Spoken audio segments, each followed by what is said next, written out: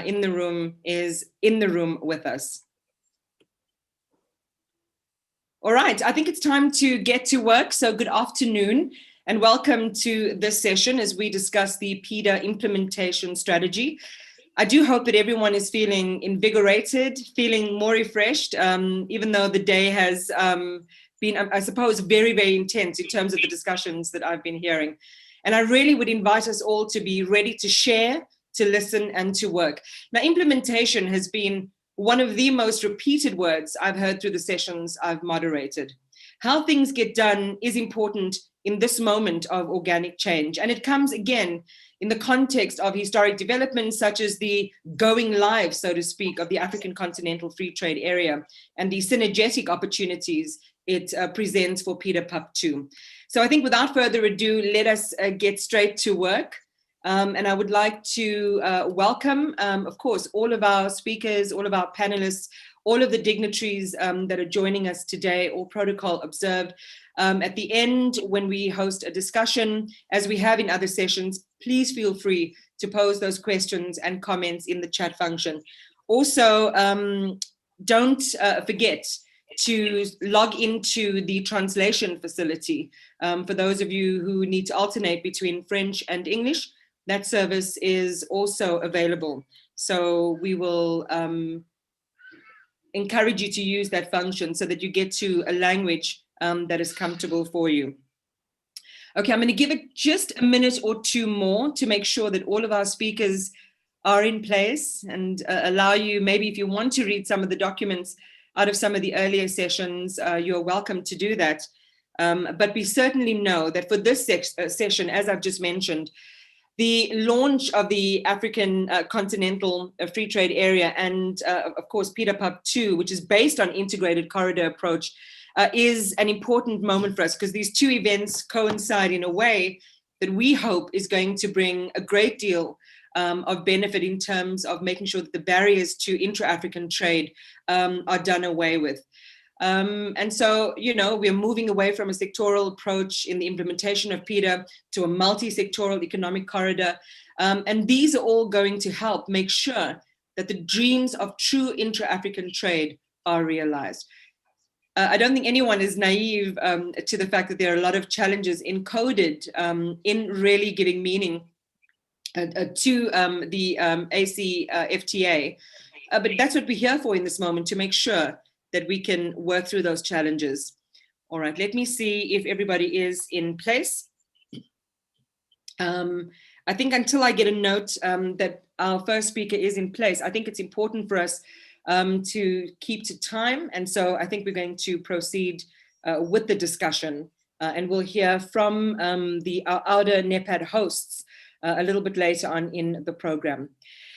So I would like to begin by sending a very warm welcome to Ambassador Elkanah Odembo, who is the Senior Advisor to the African Union High Representative for Infrastructure Development in Africa, the Right Honorable Raila Odinga. So Ambassador Odembo, welcome, a warm welcome. I know a lot of us are joining from many places. I wanted to say a warm welcome from Johannesburg, but it is a pleasure to have you. So you have the floor. Go ahead. Thank you, Madam Chair, and a very good afternoon to everybody. I'm coming to you from Kenya, which is where I'm based. And first of all, let me extend the Right Honorable Raila Odinga's New Year's wishes, best wishes to everybody, and also to acknowledge the work that the AUDA NEPAD team has done in preparation of the priority projects in PUP2, and of course the support that the AUDA NEPAD team in Midrand has provided to the AU High Reps office in Nairobi. So thank you and greetings to everybody. What I would like to share is some of what the Right Honorable Raila Odinga shared recently at the STC, the ministers' meeting, which took place a few days ago. And so I want to just, he wanted me to highlight those again at PIDA Week, especially in light of the continental free trade, and most of the conversations that I've been following since 2 days ago have really spoken very well and captured very well the opportunity that the continental free trade area presents to us as a continent, and therefore the opportunity must be taken seriously. And it is in that context that he makes a number of points. So the first point that the Right Honorable Raila Odinga wishes to make is that looking at the priority projects, the 60 or so priority projects that have been highlighted, and the criteria that were used in highlighting those particular projects, a significant number of those projects are actually projects that are carried over from PAP1. Secondly, a significant number of those projects are also projects that are in the pre-planning, pre-feasibility, feasibility phase, and therefore the very, very early stages of the project planning cycle. And it has been mentioned, I had heard it yesterday from several people, Mr. Alain of the CEO at Africa 50, spoke to this issue of the length of time that the project preparation cycle is taking on this continent. It is way, way too long. And we don't have the luxury to spend 5, 6, 7, 8 years planning infrastructure projects. We just don't have that time and that luxury. And so there has to be a sense of urgency in the project development cycle. And we all know, of course, that there are limitations. There are reasons why the project planning cycles don't go as fast and as effectively as we would like them to go. But again, the point here is that there is a need for that whole process of planning projects, regional projects, to be looked at and handled with a sense of urgency. The second point that he makes is that given the regional nature of most of these projects, being multi-country is one of the criteria that the NEPA team uses for prioritizing these projects. It is, again, critical that the regional political will is given and is assured. And this regional political will best comes from our RECs, the regional economic communities. There seems to be some kind of a disconnect between many of these regional projects, infrastructure projects, and the RECs. And I'll give you an example. One regional project, which is a PC project that I'm very familiar with, is the Lamu Port, South Sudan, Ethiopia Economic and Transport Corridor, which was launched more than 10 years ago. It is only last year, January of 2010, that the first ministerial meeting for the 3 footprint countries was held. LAPSET, as it's known, has never really been discussed at the REC, and the relevant REC in this case is IGAD. And so that's something that we need to pay attention to.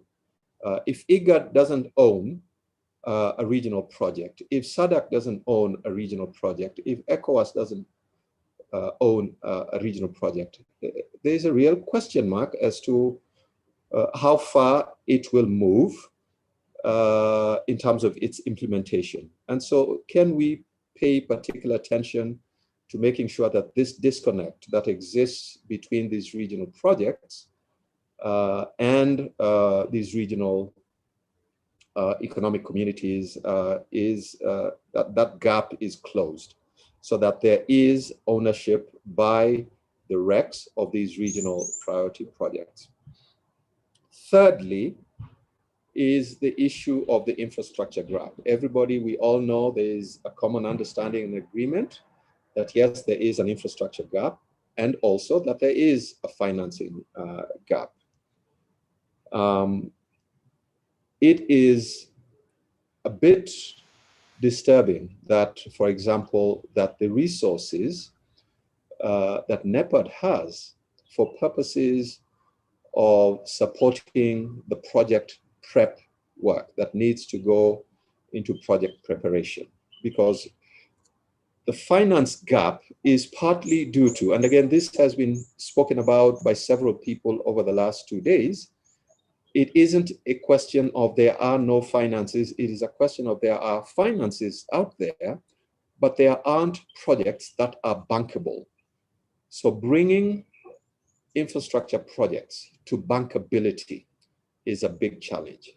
And so when I hear from our friends at NEPAD that the resources that are available, the budget that is available for the prep work that needs to be done for these huge infrastructure projects, they're huge projects, and there are many, there are 60 priority projects.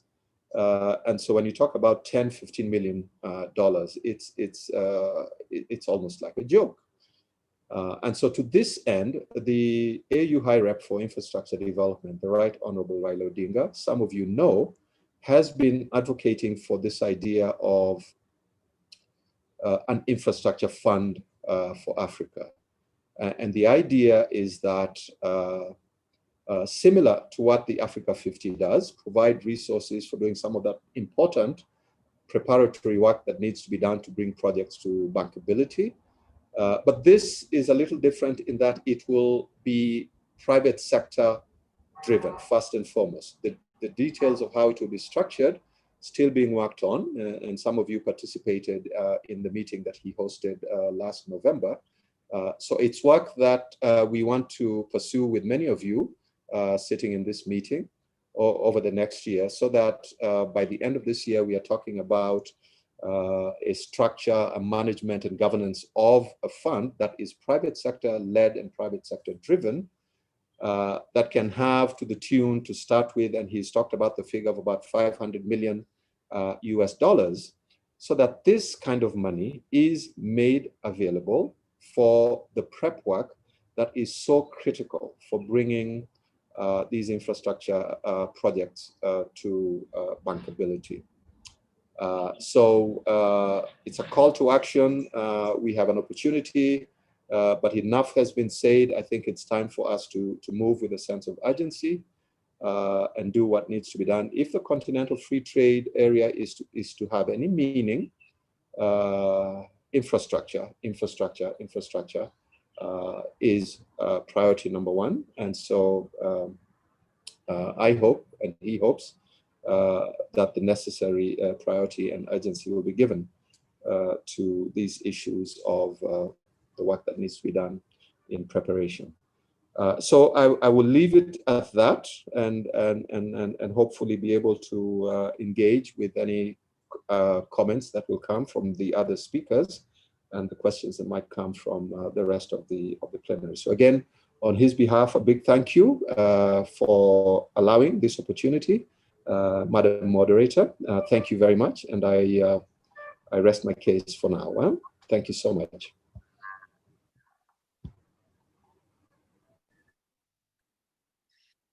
Really do interaction already on some of the themes. We are going to save that for the Q&A portion of our segment today. Interesting that some repeat themes are coming up. You've mentioned it as well, around the bankability of projects, but also the need for more traction in terms of procuring political will to really sort of steam engine these projects into fruition.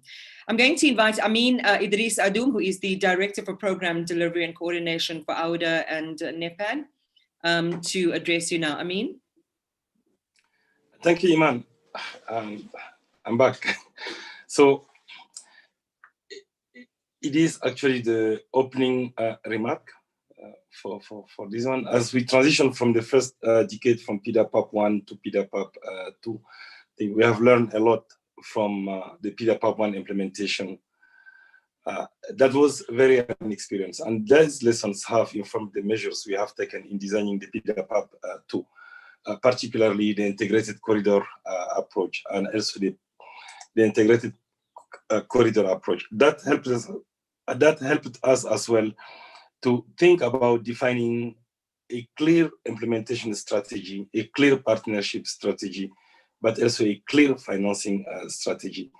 The partnership strategy will be discussed during the next session, and the financing strategy is currently being developed, and we'll finalizing this in the coming months. The objective of this session, especially this one, is therefore to present to the audience the key aspects of the PIDA PAP 2 implementation strategy, since some of the principles contained in the strategy will affect the way PIDA PAP 2 will be implemented. In fact, it's a response as well to some of the questions that were raised by some people during the previous session we had this morning, especially.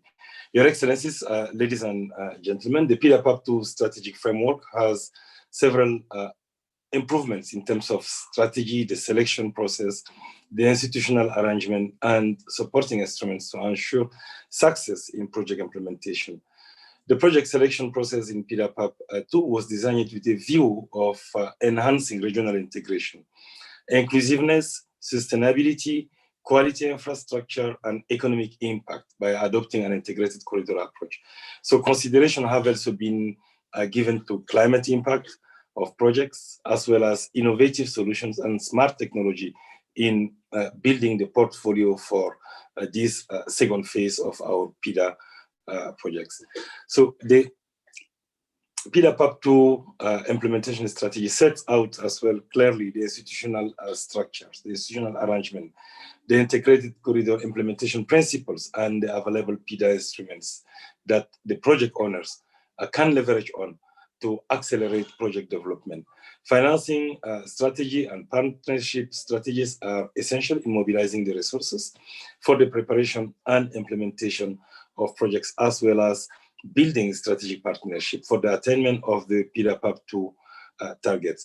I remember that during all the sessions we had when we were discussing the partnership strategy and preparing for the financing strategy, we really agreed all together that we need to make sure that we create avenues to bring private sectors on board from the beginning, especially for the financing strategy. That one is important.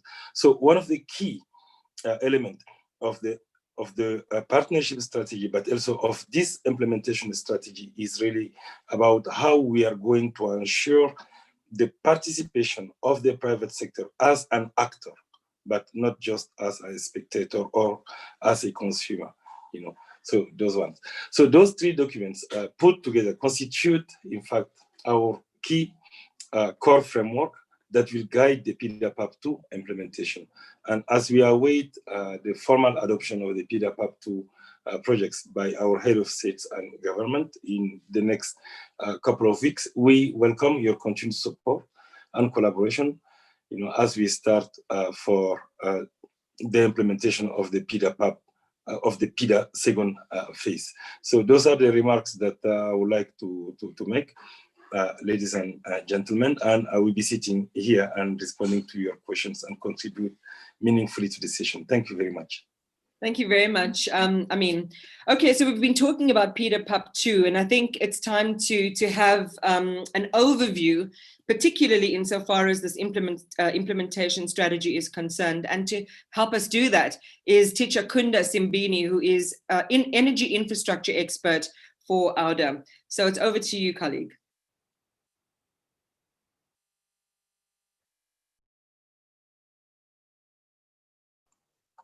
Thank you, Iman. I think that name is a mouthful, so you can call me Tich. So kindly confirm that you can see my presentation.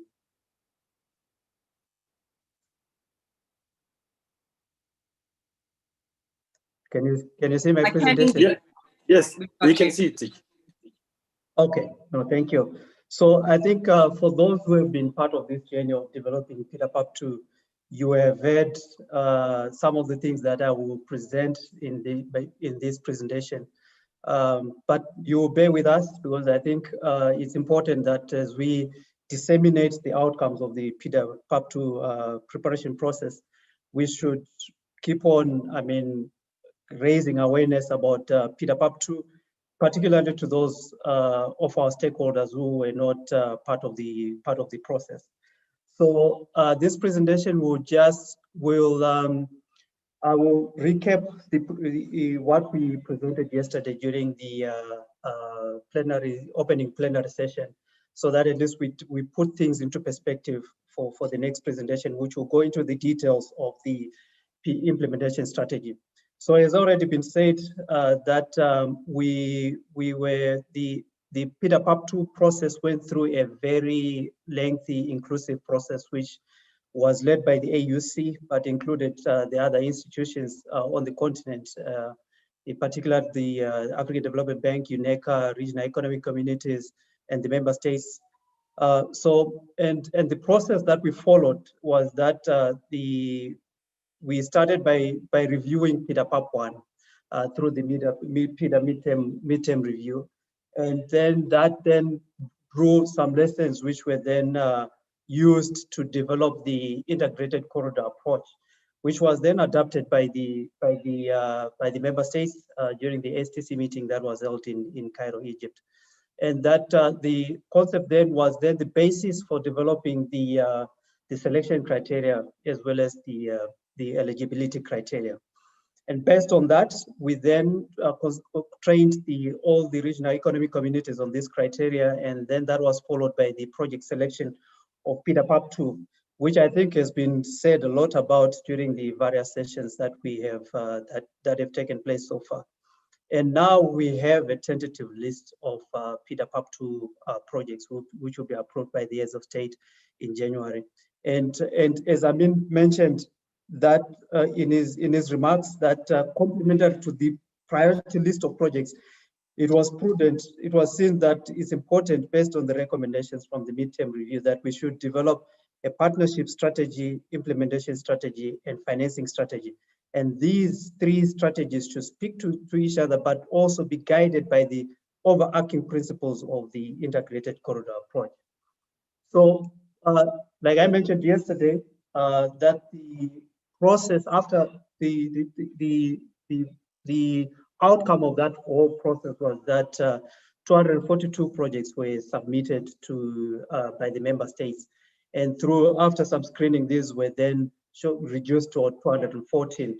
And as you can see through the on the pie chart on the right of my slide, that most of the projects were mainly transport corridors, which is 44% of these projects. And this was followed by energy, which constituted about 30% of the projects. And this year we made an effort to make sure that water was well represented. And I'm glad to report that the number of projects that were submitted for the water sector was up by, and as you can see, that was 15%. And then ICT at about 11% of the projects that were submitted.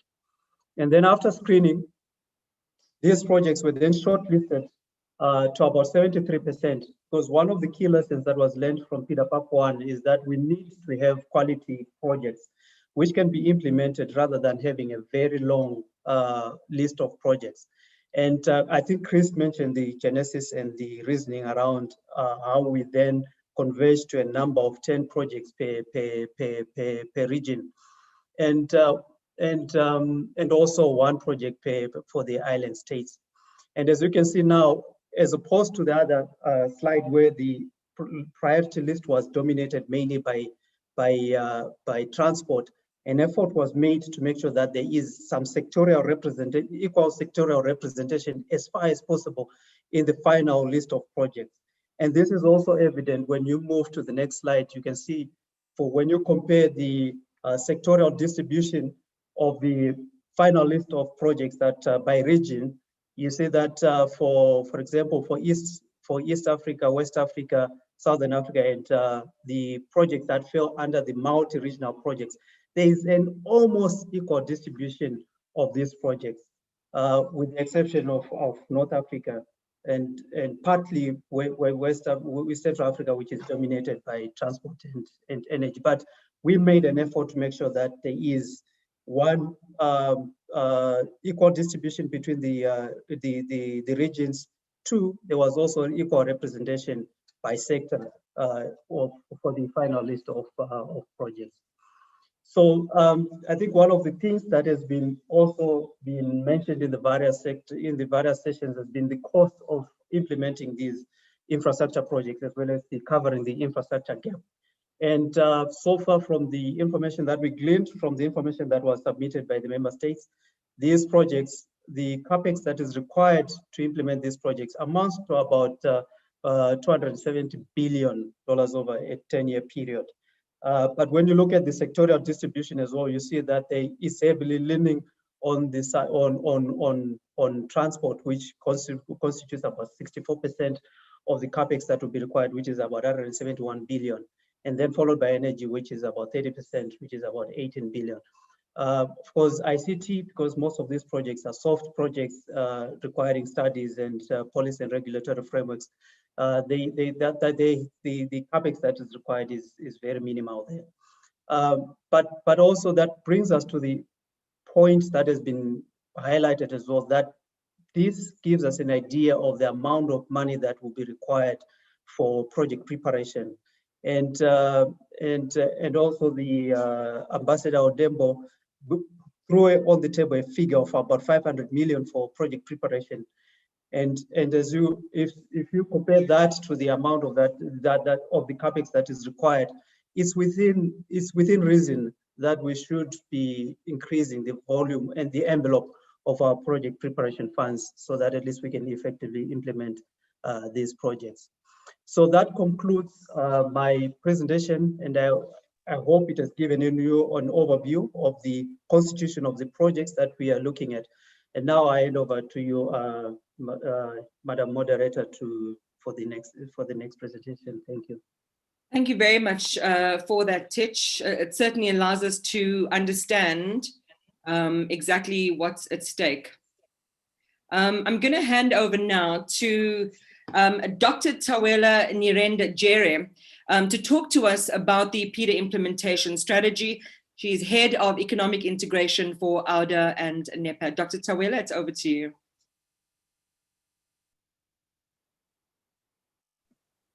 Thank you, Imran, and good morning, good afternoon, good evening, depending on where you're joining from. I will not be able to turn on my camera because I've got a bit of a bandwidth challenge, but let me just start sharing my screen now.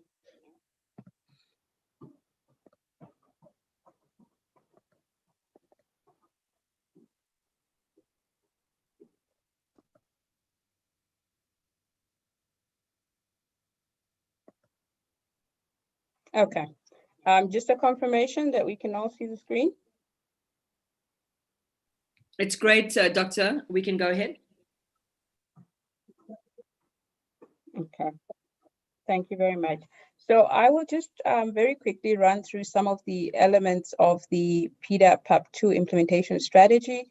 The slides are a bit text heavy, so and I'm not going to attempt to read through everything, but the presentations definitely will be shared with all the participants, and you can go through them, I think, in your own time. Basically, what we would like to do really is just to give an overview in terms of the implementation strategy, coming out of the discussions that we've had, I think, in the last 2 days, as well as the overview that Titch has just given, is really just for us to make sure that all our stakeholders are aware of the process, but are also able then to understand the thinking around how we will approach the PIDA PAP2 projects.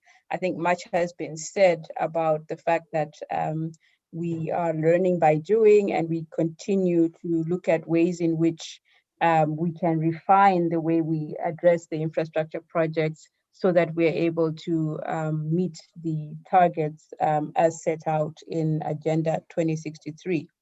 So the strategy basically enables us to sort of unpack how we will deal with that list of priority projects, the kinds of institutional arrangements that will be needed, and then the principles that will guide the way in which AUDA and NEPAD, working in collaboration with partners and stakeholders, will move the projects through the life cycle from conceptualization all the way through bankability and to construction.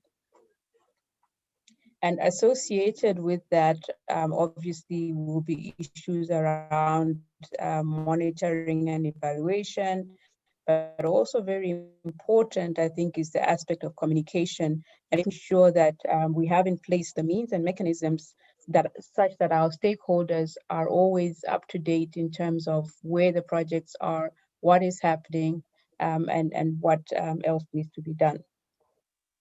So the institutional architecture for PIDA implementation was already defined through what we call AUDA, which is the Institutional Architecture for Infrastructure Development in Africa. And what it did was to really just clarify the decision-making processes versus the implementation arrangements around PIDA implementation. I think in the session this morning in the PIDA PAP2 roundtable, there was mention about the fact that there is a need for clear delineation of roles between the different entities to make sure that each is able to play their part in the implementation. And what we know is that coming out of PIDA PAP1, AUDA has served us well, but we are also cognizant of the fact that perhaps there are other aspects to the implementation arrangements that need to be looked at as we consider the implementation of the next phase of PIDA. So, for instance, some of the things that we obviously have to consider is the fact that the NEPAD Planning and Coordinating Agency is now the African Union Development Agency with a bit of an expanded mandate. And we have to consider the implications of that expanded mandate in terms of PIDA implementation.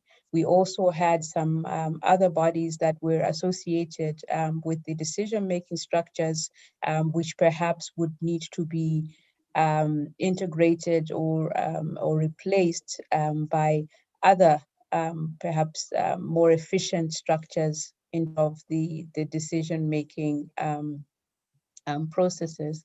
And then, of course, we have talked a lot about the corridor approach, and we just need to make sure that there is alignment between the institutional framework and the corridor approach. So that might also mean that there are perhaps other actors who might not have been taken into account when we were doing the first phase of PIDA implementation and developing this framework that we will now have to consider in terms of their participation in the implementation process. So the strategy obviously has been developed based on the corridor approach and really resting on two pillars. Number one is the planning and making sure that the planning takes into account the requirements of the corridor approach to infrastructure implementation, such that there is complementarity between the different elements of the multi-sector and multimodal infrastructure components in the corridors. And then, of course, we also have to look at issues around inclusiveness and sustainability. And these basically are linked and aligned to Agenda 2063 with the objective of maximizing the socioeconomic impact for Africa's population. The corridor approach basically had certain criteria that were used to prioritize the projects and also have then been used to define the implementation principles for the strategy. I see a hand raised, Iman. I'm not sure if that's an intervention that needs to be made now, and maybe it has to do with the quality of my signal. Just a quick check, please. All right, let's just hear the person with their hand raised. I've got your screen on the maximum function. So I can't see the person themselves, but let's have the person that's controlling the speaker rights have the person with their hand up have the microphone. Go ahead.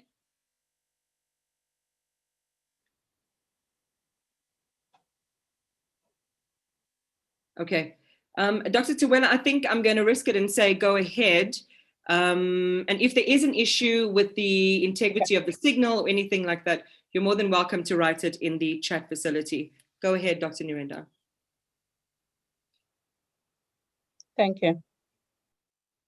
So with the implementation strategy, the principles basically that we would like to emphasize and highlight and bring to the attention of our stakeholders, number one obviously has to do with the fact that we are very keen to see a multi-sectoral approach to developing economic corridors. We recognize, of course, that in PIDA we have what we call the 4 PIDA sectors, which is ICT, energy, transport, and water. And what we would like to really emphasize in this next phase of PIDA implementation is how we will use and integrate these 4 infrastructure sectors in a way that is synergistic and in a way that speaks to directly, I think, to the needs of the people that this infrastructure must serve. So we are all aware, for instance, of how infrastructure will support services and trade, and we've had, I think, some extensive comments and discussions made about the Continental Free Trade Area. We're all aware of the fact that infrastructure has great potential in terms of the tourism sector, in terms of agriculture, in terms of the delivery of services in education, in health, and so on. And so what we are really looking at is to say that as we are building this infrastructure in the second phase of PIDA, how can we make sure that the infrastructure is built in such a way that it leverages the synergies that exist between the infrastructure sectors, but that it also supports other sectors that are very important in terms of the socio-economic development of our continent. The second principle has to do with job creation. We are also well aware that as we start talking about economic recovery and the post-COVID era, that infrastructure will become one of those key elements insofar as being able to maximize the provision of jobs, both at the formal and informal level. And so what we would like to make sure is that we build into our projects interventions that relate to job creation. So whether it has to do with skills development, whether it has to do with local content policies that make sure that local actors, local MSMEs, local SMEs are able to participate effectively in these large-scale transboundary infrastructure projects, we want to make sure that that is one of the overarching principles that we will abide to together with our stakeholders and project owners and project sponsors. The third principle has to do with rural-urban connectivity, and that links in part to the dimension of corridors. But what we want to really emphasize is the fact that a lot of times when we talk about big infrastructure, we tend to emphasize the connectivity perhaps between cities and between urban centers. And what we would like to see in PIDA PAP 2 is a focus also on rural-urban connectivity. So making sure that these large infrastructure corridors are also able to stimulate, enhance, and support rural connectivity such that we can then, within the rural areas, help in terms of stimulating entrepreneurship, providing access to finance, and investing in social infrastructure. So a key component of how we look at the build out of infrastructure is to really consider what we will call the last mile access. So whether it is in electricity, whether it's in the digital and ICT and telecommunications, whether it's in the roads, or whether it's in the access to water, we have to make sure that there is that emphasis on connecting our rural populations to the urban centers so that they can also benefit adequately from the infrastructure build out. A fourth principle has to do with climate resilience. I think this was mentioned in the high-level roundtable yesterday, in terms of making sure that the infrastructure that we build is not only climate friendly, but that it is also climate resilient. So we have to make sure that even as we build the infrastructure, we are focusing on, to the extent possible, greening our infrastructure, but at the same time making sure that where infrastructure is built, that there are measures taken to protect the environment and to assure climate resilience. The next principle has to do with the focus on gender. Tomorrow there will be a session that speaks very specifically to gender responsive infrastructure, and this is coordinated through the African Network for Women in Infrastructure. And again, I think it was alluded to by Commissioner Abu Zaid yesterday, as well as the representative from UNWIN in the high-level roundtable, about how we need to make sure that in developing our infrastructure and in looking at a gender-responsive approach, that we are looking at how do we make sure that women are not only targeted as beneficiaries, but that they are, more importantly, mainstreamed into the planning and also being given opportunities to participate actively as providers of resources, or as providers of materials or other services that have to do with the construction and operation of infrastructure. Another principle has to do with innovation. And we would really want to look at how, as we are designing and structuring our projects, do we introduce an element of innovation into the projects. At the moment, I think the key constraint that's facing a lot of our projects has to do with financing. And this financing starts all the way from the early stage preparation, all the way through to tendering, construction, operation. And what we want to be able to consider as we embark on this journey of implementing PIDA PAP2 projects is really how can we innovate as far as the financing of our projects? How do we bring in more domestic financing? How do we bring in more financing from institutional investors? We have mechanisms such as the 5% agenda, for instance, and the question before us is how do we make this a reality? How do we make initiatives such as the African Infrastructure Guarantee Mechanism or the co-guarantee platform effective means of allowing us to implement our projects in a way that is financially efficient, but that also is sustainable in terms of the provision of financing for early stage project preparation, for instance. And then lastly is the financial viability, and clearly what we want to make sure is that the projects that we will be working on, as we work on them, we have to prepare them so that they can meet bankability aspects and secure finance.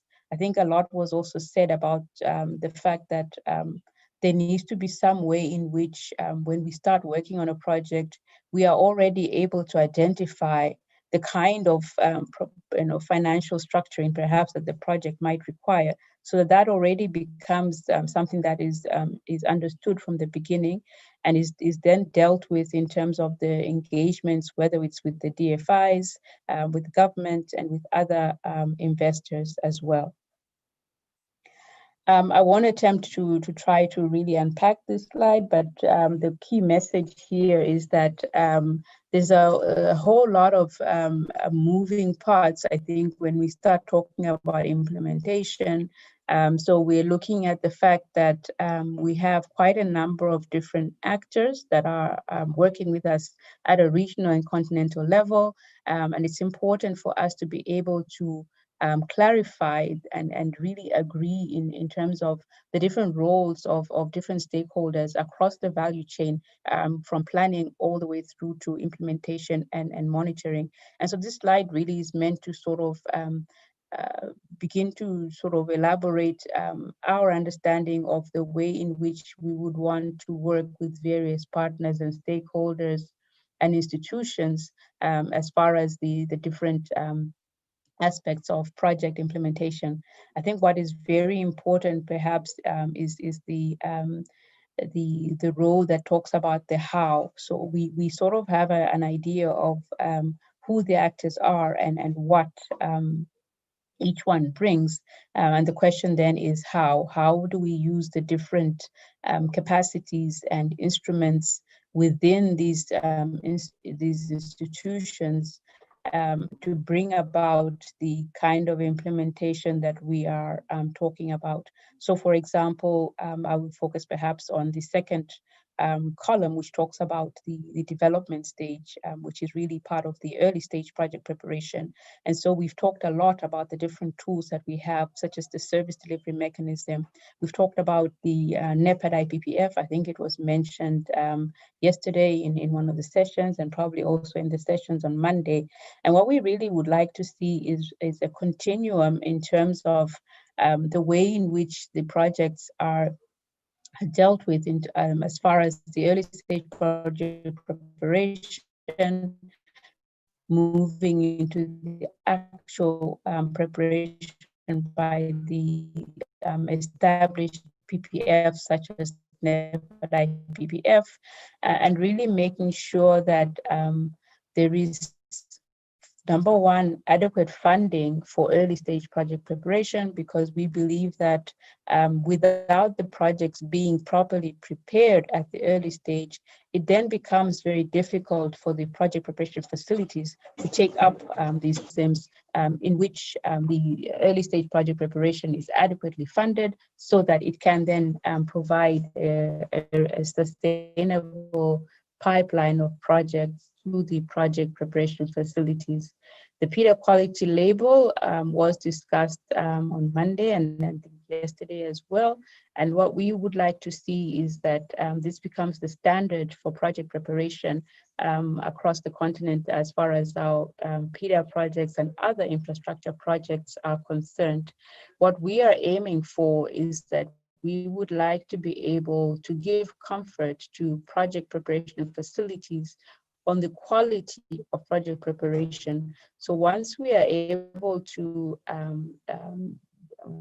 support a project with the early stage preparation, and we are satisfied that it has met all the criteria of the PQL, we can then assign it that standard, and which would then give comfort to the PPFs that the project indeed has been well prepared.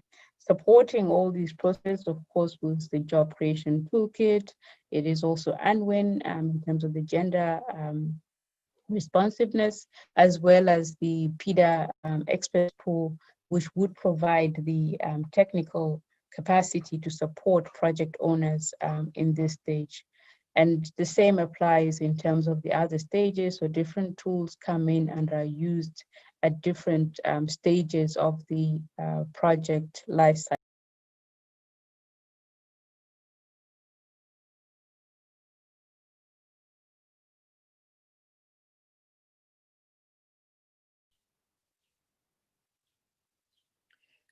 Dr. Tawela, you are still with us?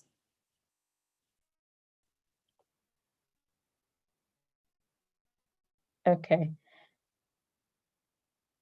Apologies, I think my connection had dropped off. Let me just do a quick check that you can still hear me.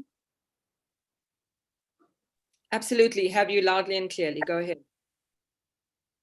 Okay, so the last element is just looking at the portfolio management. And I was saying that the recs, I think, were very clear in terms of articulating the process by which they submitted projects for consideration in PIDA PAP 2 based on the criteria that was identified. And clearly the number of projects that were submitted was in excess of what had been agreed to as a manageable portfolio that we could work on. However, having said that, the principle that has been adopted is one of rolling projects over. So meaning that the PIDA PAP 2 list of eligible projects is considered to be a dynamic or a living list of projects.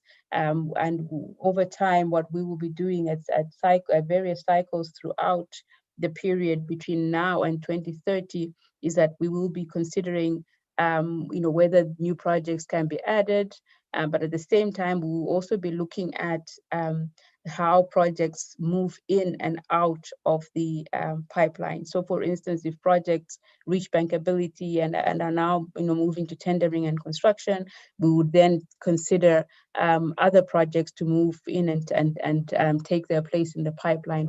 So what we will have is that we will have the list of the PIDA PAP2 projects that will be adopted and endorsed by the heads of state, but we will also maintain the reserve list of the projects that were eligible insofar as meeting the criteria set out under the PIDA PAP2 corridor approach process. And you'll see there that there is a rollover process that will take place 3 times during the implementation period. So in 2024, in 2027, and then obviously in 2030, when we start now preparing for the next phase of PIDA implementation.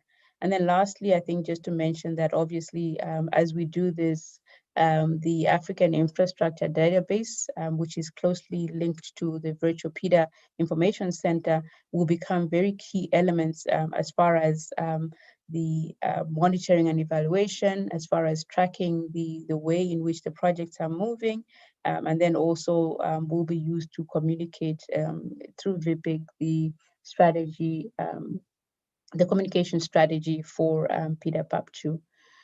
So the communication strategy then will serve 3 goals. Obviously, the marketing of the projects, because we want to make sure that these projects are known across the continent, and with a view to generating interest from investors, but also for our own citizens to be aware of what these projects are and what these projects would mean to them. Then obviously we would also want to use the strategy to disseminate essential information for our decision makers, and then lastly for general knowledge sharing. A last element of this strategy has to do with capacity building. Much has been said also about capacity and the fact that having an implementation strategy that does not recognize the need for capacity would be detrimental, I think, to the success of PIDA PAP2. So we are looking at making sure that this is embedded in the implementation strategy. And what we will be looking at is the different types of capacity gaps, but also the ways in which these can be met. And I think we got some quite insightful inputs from the previous session with the RECs in terms of how they perceive issues around capacity and the type of assistance that is required for PIDA projects. Lastly, I think it's the alignment, and we want to make sure obviously alignment between the implementation strategy and the partnerships and financing strategies that have been developed as part of this PIDA PAP2 process. In terms of the way that the task force has been working on these various strands, is that there has been a lot of consultation, a lot of coordination and sharing of information to make sure that this alignment does happen. But what we would also want to see, I think, is that there has to be alignment also in terms of the way in which we work with our other partners to make sure that we avoid the duplication of resources, to make sure that we are able to efficiently use the resources that are available to us by our various partners. Thank you very much.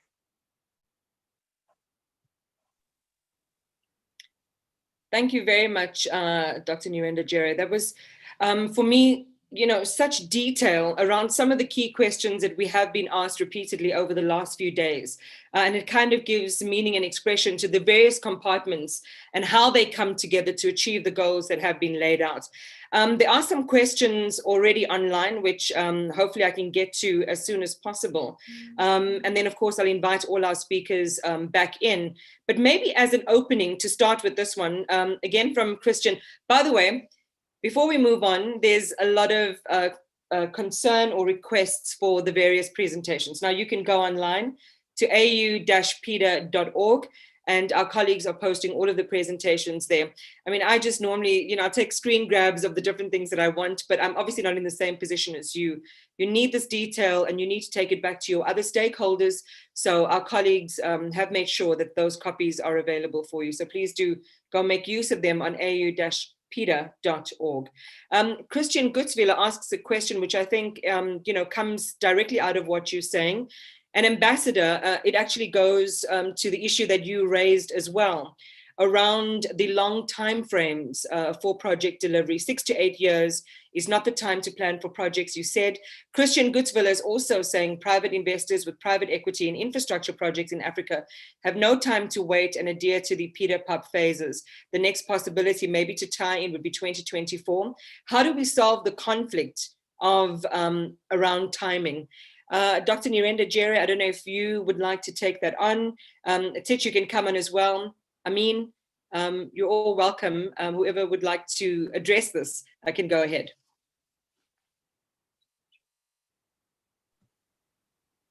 I can start, Iman, and maybe Titch and Amin would supplement or complement. So I think I hear two elements to the question. So one is really about the timeframes in terms of how long it takes us to move projects through the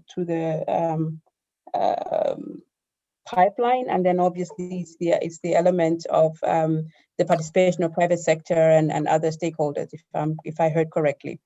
So I think one of the objectives as far as PIDA implementation over the years has been this idea of how we get projects very quickly from conceptualization through the early stage project preparation and then on to bankability. And that is one of the things that has been, I think, an issue and a concern. But I think, as Dr. Mayaki said yesterday, we are learning by doing, and we have begun to make sure that we address some of these obstacles in terms of getting projects off the ground and on track. Clearly, part of what then becomes a challenge is that you're dealing with large-scale transboundary projects that involve multiple governments, multiplicity of stakeholders. And there's a lot of coordination and discussion and negotiation that has to happen in terms of agreeing on the implementation arrangements. And this is where I think we, at the risk of sounding like a broken record, when we start talking about early stage project preparation and unblocking some of these challenges, this is part of what needs to happen is making sure that these negotiations happen, that the institutional bodies that need to be set up to manage a transboundary project are established. These things require resources and they also take time. From our perspective, what we have been looking at is really trying to shorten the project preparation time to at least 2 to 3 years. From the current, I think is now probably on average, it takes about 5 to 7 years to get a project off the ground. So these are known problems, which we are addressing through our various instruments. But again, I think it has to be said, and really we have to be very honest with each other that these things need to be resourced and that they will not happen without the requisite resourcing. But let me let Director Amin maybe. Director Amin, if you want to come in then, I'm going to tag in, if you have a comment on that, of course. If you don't, that's fine. You can deal with this one from Azadeh Kop Moini, who says, do you accept unsolicited business from the private sector?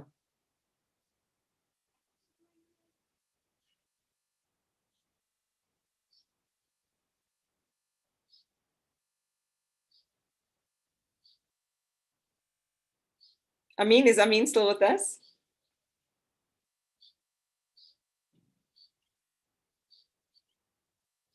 Okay, let me move on to one of the other key issues or one of the other key areas of interest. Now, it was highlighted yesterday during the opening plenary and was highlighted by South Africa's International Affairs Minister, Naledi Pandor, Dr. Naledi Pandor, that one of the main challenges is the conflict between sovereignty, national interests, and the goals of regional integration through these transboundary projects that we've been talking about. Now, the shift towards the development of economic corridors may add a layer of complexity with relation to these trans-boundary projects. How best do you think this will be addressed in PIDA PUP 2? And again, Dr. Tawele, if you want to take that question, but I would also like to ask the ambassador as well for his perspective on this, especially from, I mean, if you take into consideration some of the meetings that they've been having, the ministerial meetings, and just some of the awareness that they have with relation to integrating, you know, these two things.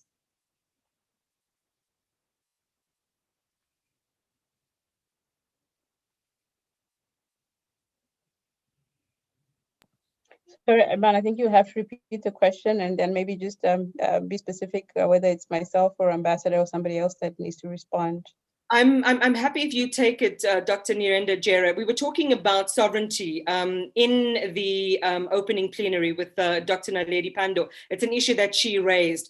And there are a number of things that could be conflictuous. Moving towards developing these economic corridors that we talked about may add a layer of complexity with relation to the trans-boundary projects. How best will this be addressed in PIDA PUP 2? Okay, so I think one of the things to really take note of is the process by which these projects are developed. So remember that we as AUD and NEPAD are not the ones who define or identify the projects. The projects are identified by member states themselves, and they work with the regional economic communities to establish what the priorities are at a regional level. And that is how the projects are submitted. So we basically have to then start with an assumption that, number one, these are regional priorities, and that the member states concerned have agreed to these projects as being priorities and as being projects that they would like to work on together. What I think then perhaps where sometimes the complexities might arise is that even as these projects have been defined as national or regional priorities, that the implementation arrangements and the way in which the projects will be managed is part of what then has to form the discussions and negotiations that we would support in that early stage. So we would help in terms of making sure that we are navigating that space of how will this project actually be managed? What kind of institutional arrangements would need to be put in place? A good example is the Abidjan-Lagos corridor, where the member states were able to agree on a supranational authority that would manage the corridor on their behalf.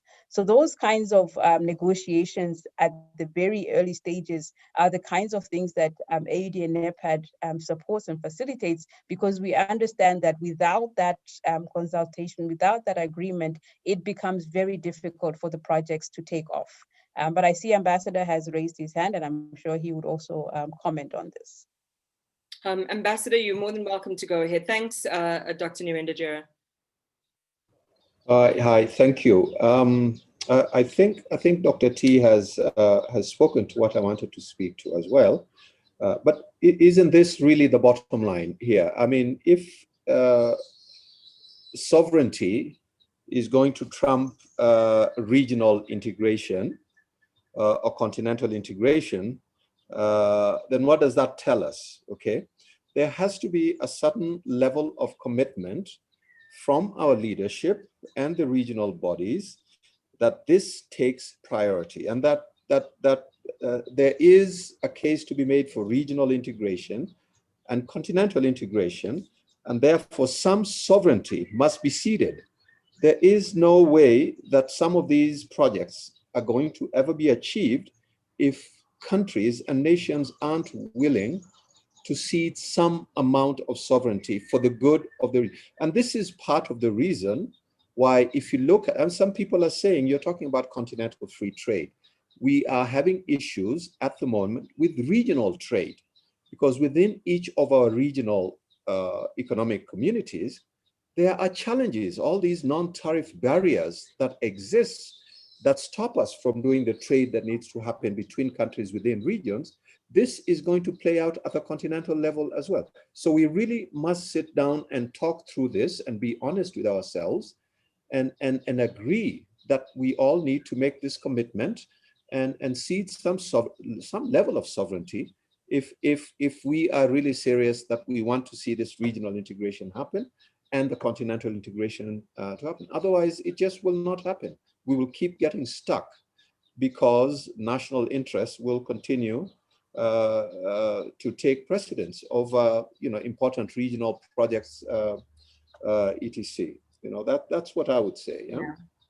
The idea that you're proposing, Ambassador, is almost like water on parched ground because it's so needed, and we can see it, for those with the view of really accelerating growth and short-circuiting bureaucratic obstacles. This is the way to go. But who makes that decision? And you know that all African countries, depending on where you look, have their own internal, domestic issues that sometimes unfocus those governments from the project of integration and infrastructure development and trade.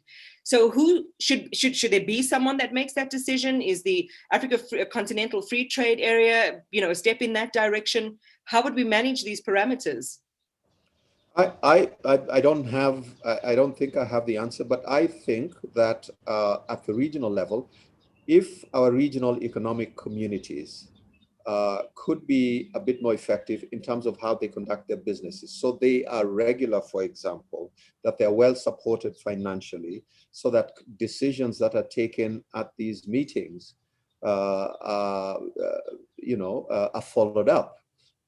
It is possible, but again, I think there's something to do with, to be said about having the regional institutions and the regional economic committees function more effectively so that they can play the role of facilitating the communication and building the sort of the confidence and trust that must be built between countries and even between ministers and heads of state in the various regional countries.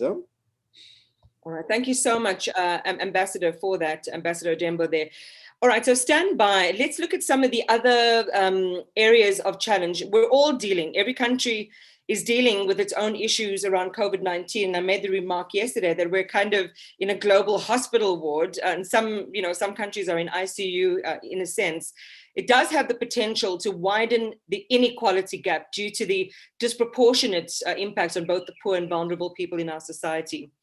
So to broaden the socio-economic development of infrastructure, PIDA PAP2 implementation will have a component of rural connectivity that seeks to empower rural communities. And this is the instrument through which PIDA infrastructure projects will be traversed. How can this be achieved without compromising the bankability of PIDA projects? And perhaps if Amin is with us, this might be something that he can talk to directly, or Teacher Kunda Simbini may also weigh in on this one. Titch?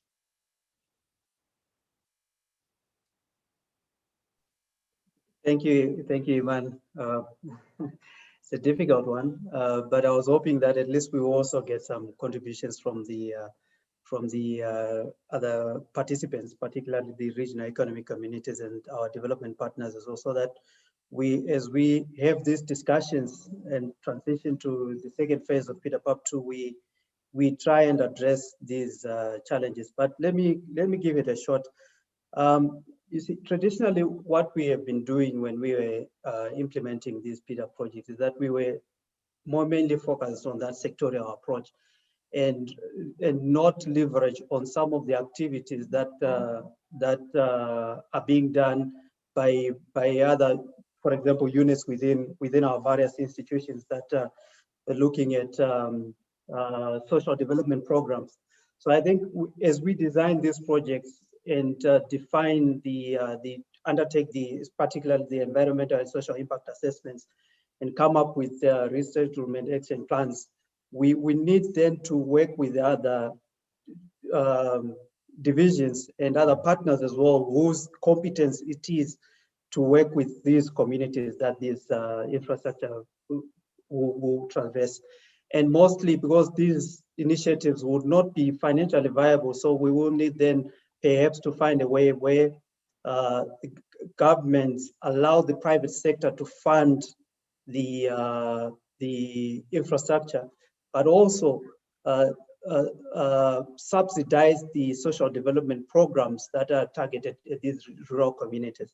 That way, we will then be able to at least mobilize non-traditional sources of funding, but also to bring in our development partners and other institutions to try and complement the work that we are doing, rather than continue on the trajectory that we had where we were just looking at specific sectors. If it's a road project, we will just focus on the road project.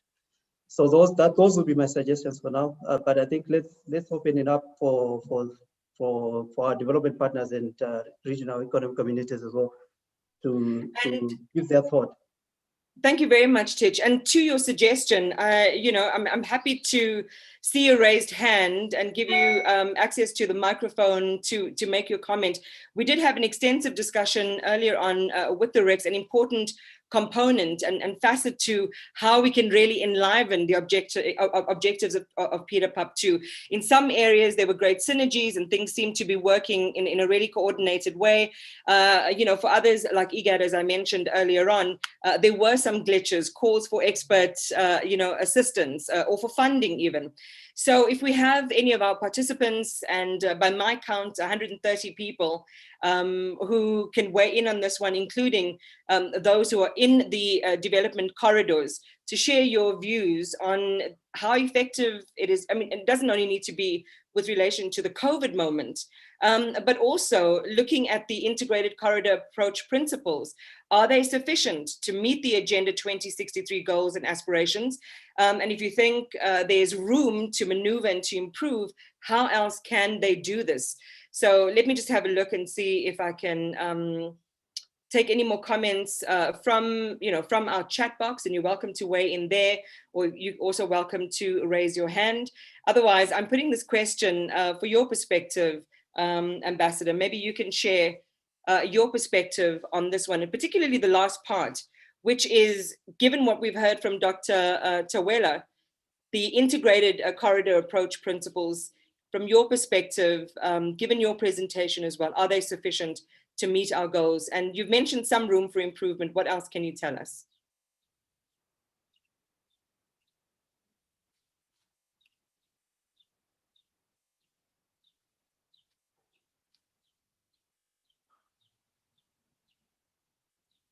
Is Ambassador Odembo still with us? Dr. Tawela, maybe you can come in on this one.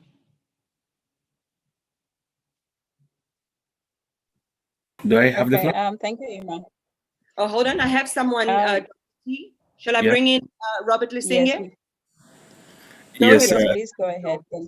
Thank you. This is Robert from ECA. I just wanted to weigh in on a couple of issues. The first, I think, is the issue of rural urban connectivity to regional projects. And I think this touches on the issue of sovereignty and national buy-in of regional projects. My experience is that one of the reasons why countries in the past have not necessarily supported some regional projects is because they have failed to see the benefit of those projects to them at the national level. In other words, you see a corridor passing between 2 or 3 countries, and a country that is located in between does not necessarily see its benefit. And one of the importance of bringing in rural-urban connectivity is that it provides the opportunity for a country to link its national network to regional corridors. And so in addition to the international dimension, intra-African trade that a corridor would provide, it also provides now benefits for rural farmers in a country, for instance, to link into regional networks. So that is one connectivity that you see value addition in the rural connectivity. Now, I just wanted to weigh in also on the issue of sovereignty. One of the criteria for selecting PIDA PAP 2 project, in fact, is the eligibility criteria, is that it should be regional in nature, but there should be intergovernmental agreement between the concerned countries. And so if we did our homework very well, and there's intergovernmental agreement between countries that are involved in a regional project, then the whole issue of sovereignty should not come into play, because that is already ironed out in the intergovernmental agreement. Tuela mentioned the Lagos-Abidjan corridor that have a supranational authority. In fact, they have a treaty between the concerned 4 or 5 countries that will iron out such difficulties. And I think you also, moderator, you mentioned the issue of perhaps compromising the financial viability of a project if you bring in the rural connectivity dimension. I just wanted to stress that this criteria for selecting PIDA projects is multidimensional. Yes, there's financial viability to bring in crowding private sector investment, but there's also economic impact, which is about improving the connectivity of a country or a region. And this is we measure by the connectivity index in terms of the quantity of infrastructure that already exists in a region. So I think the criteria for selecting PIDA project is the package. It's not only financial, which is very important, but there are also other dimensions, as Tuela mentioned. There's economic impact, there's inclusivity, and other issues. So I just thought that I should put those on the table. Thank you. Thank you so much, Robert. Those are excellent points. I also want to give an opportunity to the Central Corridor Trade and Transit Facilitation Agency to have a moment to speak as well. Captain Dukundane, who we did speak to earlier, really interested in your perspective on this as well. You are welcome to go ahead.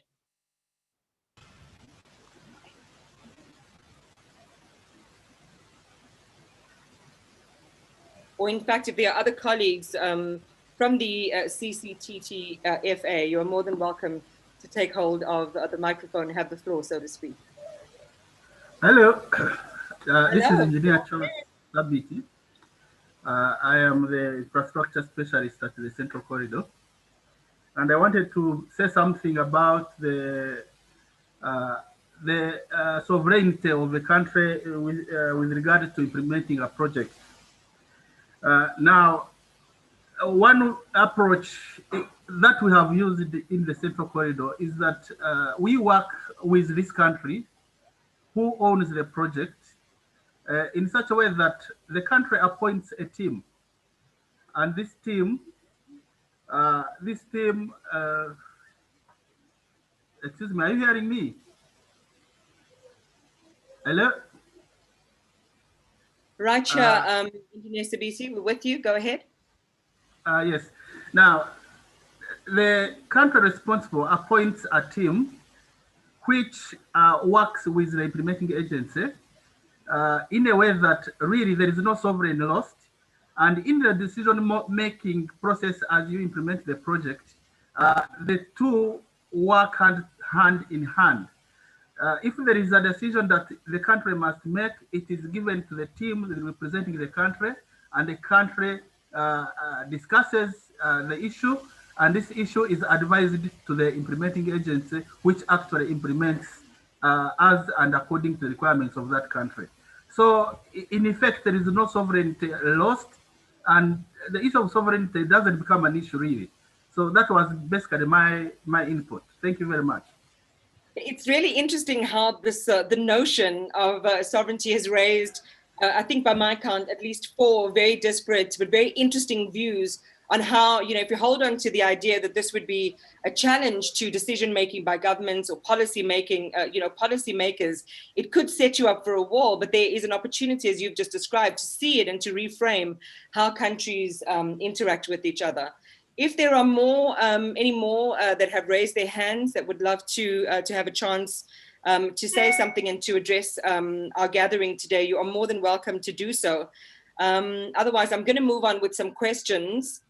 both from the chat and some of the questions I think that we really need to have answered as we leave this forum.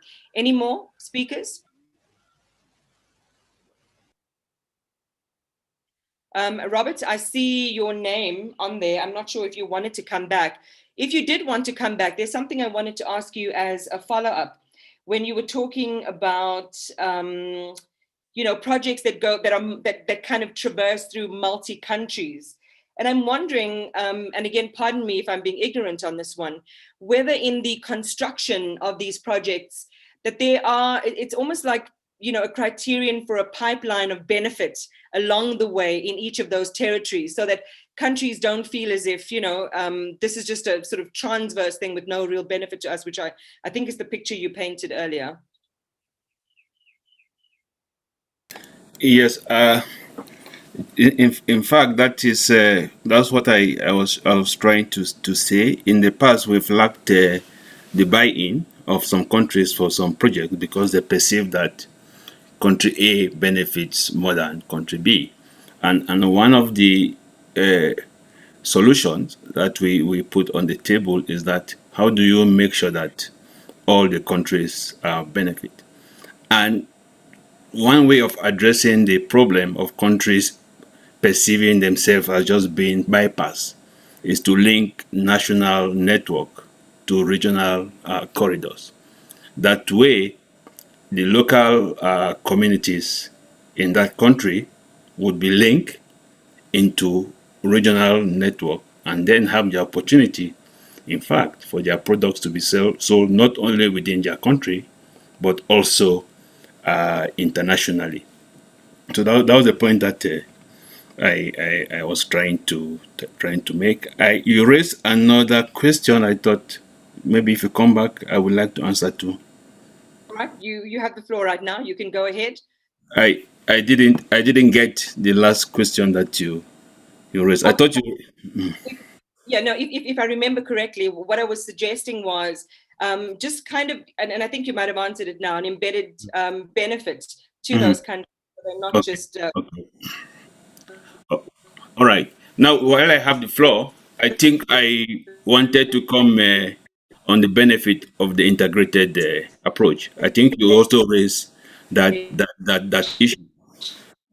One of the things that drove us in the integrated corridor approach, where you have energy transport in the same geographical space, is that it is cost effective.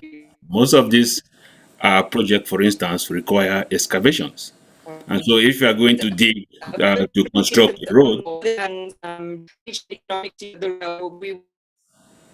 I don't know if you can hear me because I can hear some echoes, but I was just talking about the benefits of the integrated approach in terms of cost effectiveness. So if you're going to excavate a geographical space to build a road or railways, it may as well be economical if you at the same time you lay your IT network, and so the communities that the road will pass through at the same time, you have the opportunity to provide internet connection. And I just wanted to also raise the point about the rural connectivity. One of the criteria that we use is if you are going to construct a road, how many communities are within a certain kilometers of that road? And based on that criteria, we were able to select certain projects. So I'm just giving examples on how the integrated approach worked in practice. Thank you. Thanks so much, Robert. And I'm sorry I dropped out there for a second. Is there anyone else who would like to make a comment? We've got a few minutes left for the session.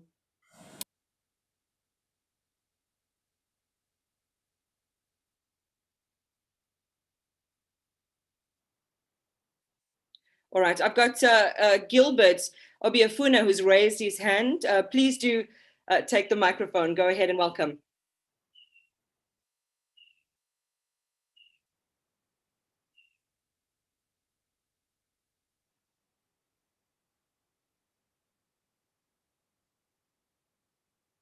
Can we activate Gilbert's microphone? Okay, while we're bringing Gilbert up, let us not forget, this session is about PIDA implementation. We've had some incredible information from Dr. Tawela. In fact, by my count, when we think about how we manage projects and we bring them all the way to completion, just in terms of support, I think I counted 6 instruments that are really there at the beginning or inception phase. And those are so important given what we know of feasibility or projects, 80% of them kind of not making it anywhere because of a lack of feasibility or even the ability to write up a proper business plan. So these are the small things, and there are all of these mechanisms now that are designed to make sure that we don't lose people at the inception phase. Ambassador Odembo, you have the floor. You are more than welcome to go ahead. Thank you very much, Madam Moderator.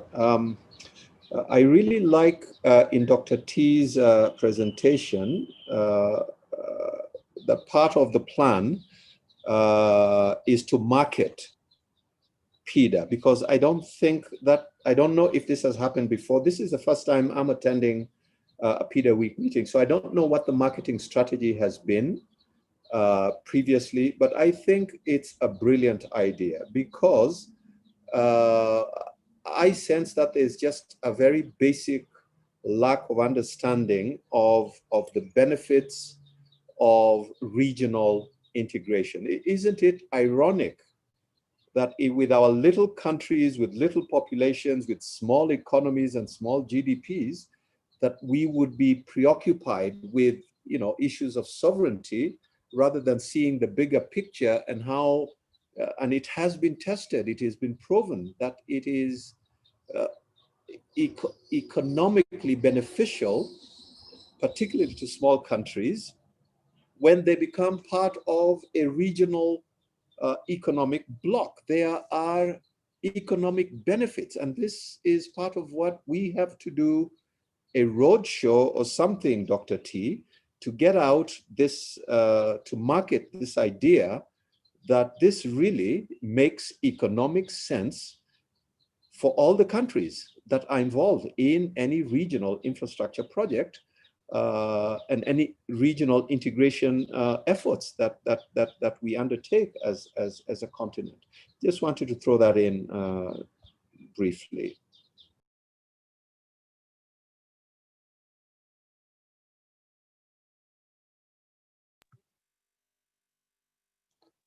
So I think our moderator has lost her connection. Oh, there she is, she's back. I did. I was just sending you a message, Dr. T. I don't know what's going on. I think you're experiencing something similar to me here in Johannesburg. And doesn't it go back to the point?